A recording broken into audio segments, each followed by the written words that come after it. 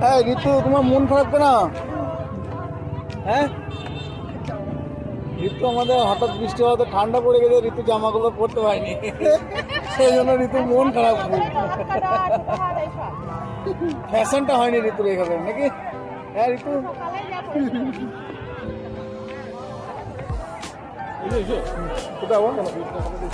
ফুচকা ফুচকা হবো না, এটা আমাদের মেজদা, বহু বছর পর মেজদার সঙ্গে দেখা। ব্লগ শুট হয় না আমার প্রতিদিন,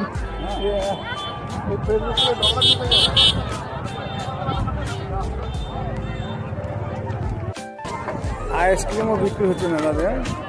খাবে? হ্যাঁ খেয়ে নাও, মন খারাপ করতে হয় না, কালকে পড়বো, কালকে রোদ উঠবে। ওর খুব মন খারাপ ঋতুর, ও হচ্ছে জামা কাপড়গুলো কিনেছে, একটা পরতে পারিনি ঠান্ডার জন্য। রাড়ের মেলা এটা, এখন আমিও রাড়ের বাসিন্দা, ছোটখাটো মেলা বসেছে। এই মেলাটা বড় হয় ফাল্গুন মাসে, 11ই ফাল্গুনে বড় মেলা হয়।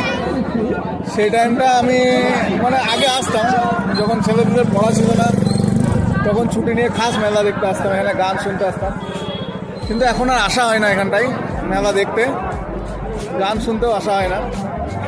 শুনছি নাকি এর পরের বার থেকে মেলাটা এতে করবে, মানে এই যে এই জিনিসটা নিয়ে মেলাটা হয়, এটা আনখামায়ের আস্তানা বলে এরা, আর এটা নিয়েই এখানকার মেলার উৎপত্তি। তো পরের বার থেকে নাকি ঈদের সময় করবে। আমি এর আগে অনেকবার গিয়েছি এখানটায়, মানে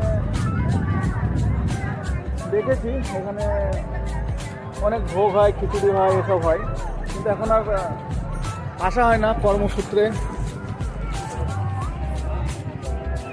আর তুমি এত ঠান্ডাতে আইসক্রিম খাবে? হ্যাঁ পাগল নাকি, তোমার মা মারবে। তা আগের বার থেকে যদি ঈদের সময় হয় মেলাটা, তাহলে ভালোই হবে, দেখতে পাবো। এটা ছিল আমাদের মেলা সংক্রান্ত শ্যুট, দেখা হবে আবার পরের ব্লগে।